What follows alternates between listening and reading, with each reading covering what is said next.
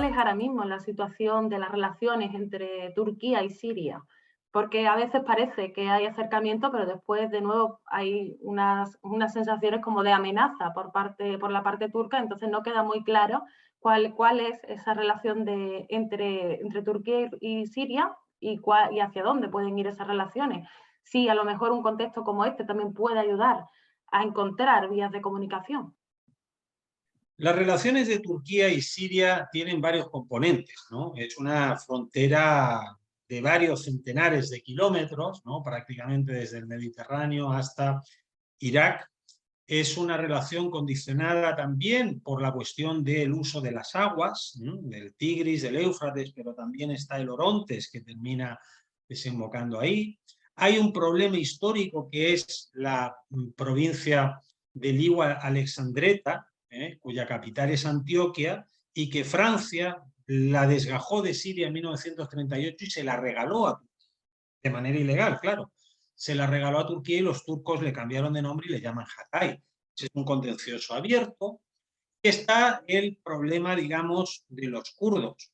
Los kurdos que viven esencialmente en Turquía, aunque hay en algunas, pero no con continuidad territorial, algunos kurdos, no necesariamente de origen sirio, en esa zona de Siria. Y finalmente está la historia.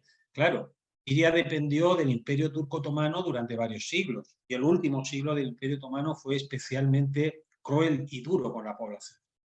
Por lo tanto, es una relación, digamos, de vecindad con cuestiones o elementos materiales, como decía el tema del agua, el control de fronteras, etcétera, pero también con un marco histórico, con cuestiones que estaban ahí. A pesar de todo, antes del 2011, las relaciones habían mejorado mucho, sobre todo entre el año 2000 y el 2011.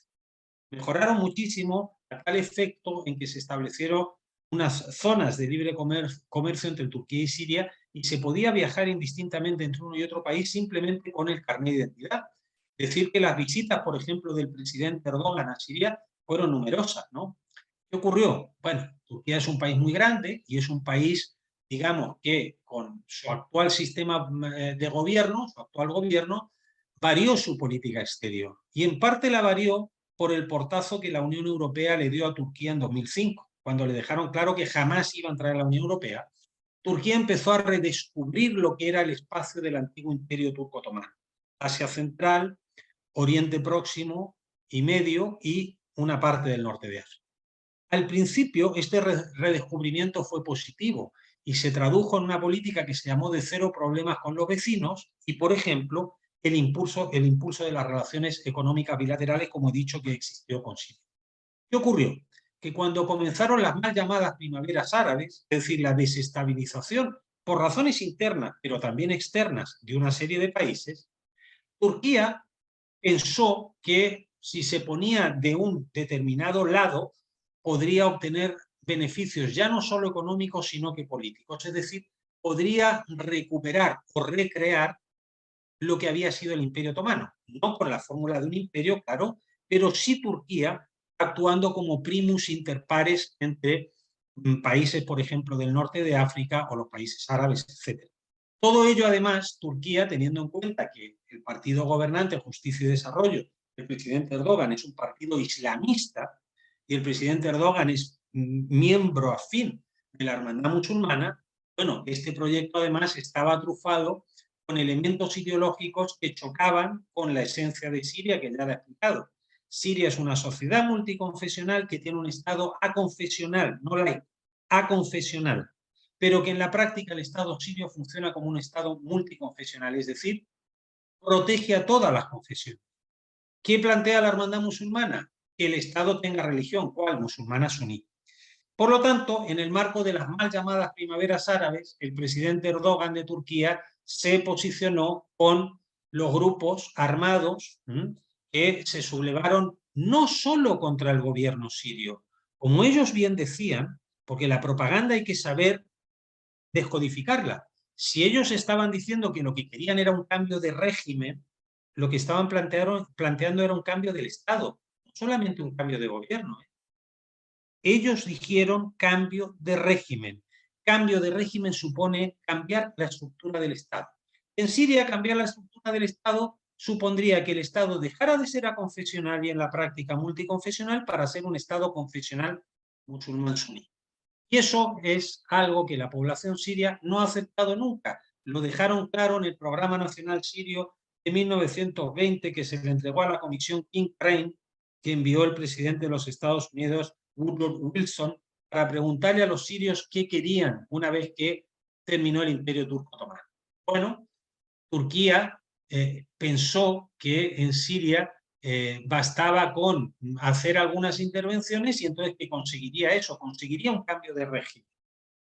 Y conseguirían que la bandera multiconfesional siria, porque las dos estrellas de la bandera siria representan una al cristianismo y la otra al islam, representaran otra cosa y representaran un Estado confesional.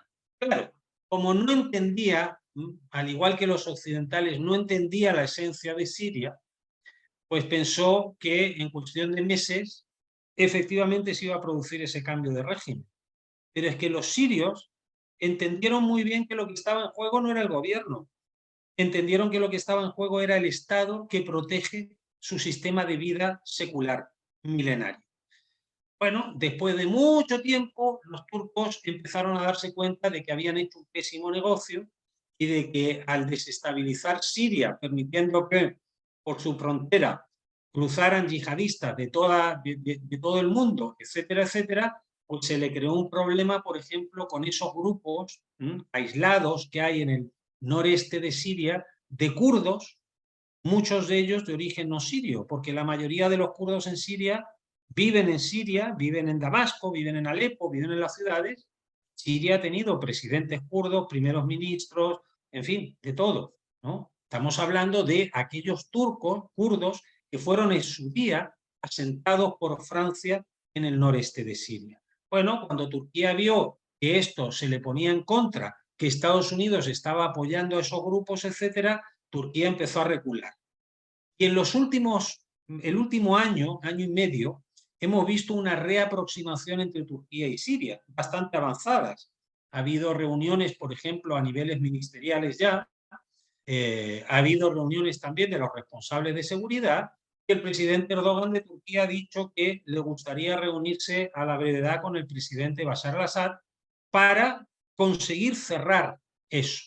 ¿De qué manera? Bueno, los turcos tendrían que dejar caer ese bastión yihadista en Idlib, ¿no?, que controla la marca de Al-Qaeda en Siria, y Siria tendría que garantizarle a Turquía que esos grupos de kurdos apoyados por Estados Unidos no, digamos, crearían problemas fronterizos ni amenazarían la seguridad de Turquía y se integrarían, digamos, en Siria de acuerdo a las instituciones sirias y demás. Es un quid pro quo, tú me das aquí, yo te doy allí. La pregunta que usted hace, Carmen, es totalmente pertinente y es una de las claves de este terremoto. Lo que va a hacer el terremoto es acelerar mucho más esto, porque como le vengo diciendo, la tragedia del terremoto se ha multiplicado varias veces precisamente por el problema de los desplazados sirios en Turquía, en el sureste de Turquía.